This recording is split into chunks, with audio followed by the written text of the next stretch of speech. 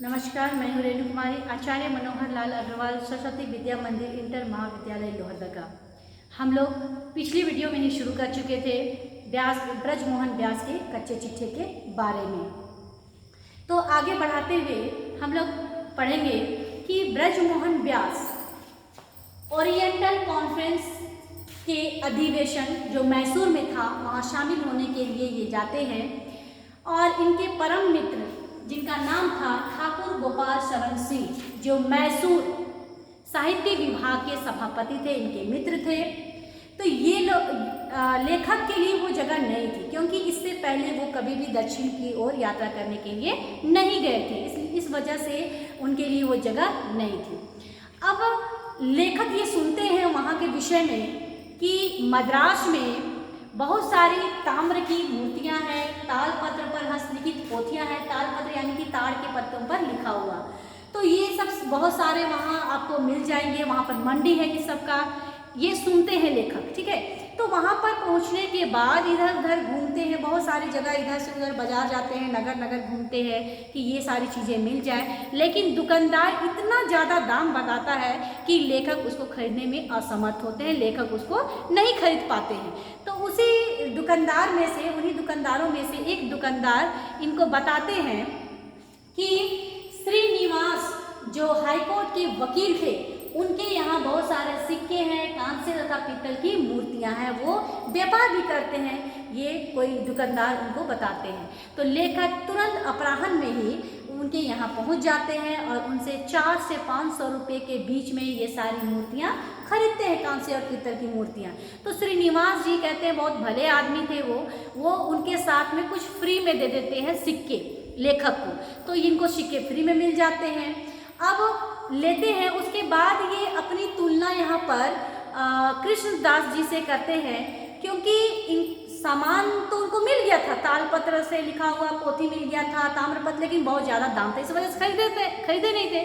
तो यहाँ पर कहते हैं कि मैं संग्रह करता हूँ, मैं चीज़ों को संग्रह करता हूँ, मैं कोई आशिक नहीं हूँ, कोई प्रेमी नहीं हूँ। कहने का अर्थ यहाँ पर यह है कि ये चीज़ों के संग्रह करता है। कोई भी पुरानी चीज़ है उसको अपने संग्रहालय में रखते जरूर हैं, ठीक है, लेकिन उसके पीछे सब कुछ निछावर कर देना ये कवि के वश में नहीं था। लेकिन कृष्णदास जो थे वो भी संग्रह करता था, लेकिन वो क्या थे कि अगर कोई चीज़ उनको पसंद आ जाती संग्रहालय में रखने के लिए तो वो किसी भी कीमत देने को तैयार हो जाते थे। चूँकि लेखक के पास ऐसा कुछ नहीं था, लेखक ज़्यादा दाम होने पर उसको छोड़ देते थे।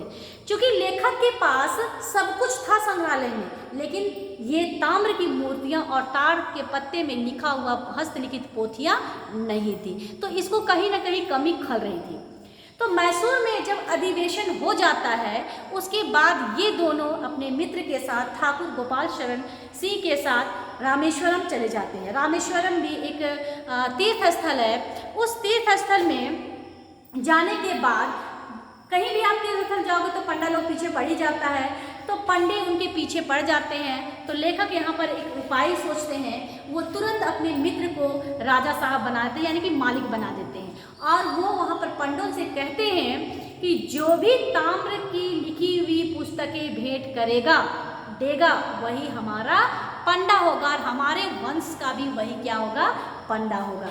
तो कुछ समझ पाते पंडे लोग, इससे पहले ही कुछ समझ पाते। एक पंडा दौड़ता हुआ आता है और अपनी गठरी से वो ताम्र की लिखी हुई जो हस्तलिखित पुस्तकें थी उसको लेखक के सामने पटक देता है। इस तरह से बिना पैसे खर्च के लेखक को भी वो मिल जाता है और उनका जो कमी था वो खत्म हो जाता है। तो उनको तो पुस्तक मिल गई, ठीक है, जो उनके संग्रहालय में नहीं था वो मिल गया। अब इतना सारा उनके पास संग्रहालय में सामान हो गया। क्या क्या था उनके संग्रहालय में? 2000 पाषाण की मूर्तियां थी, 5 से 6000 मृण मूर्तियां की चित्र थी, मृण मूर्तियां यानी कि मिट्टी के बने हुई मूर्तियां, बहुत सारे चित्र थे। 14,000 करीब 14,000 हस्तलिखित पुस्तकें थी, मनके यानी कि मोती थे, सिक्के थे, मोहरे थे।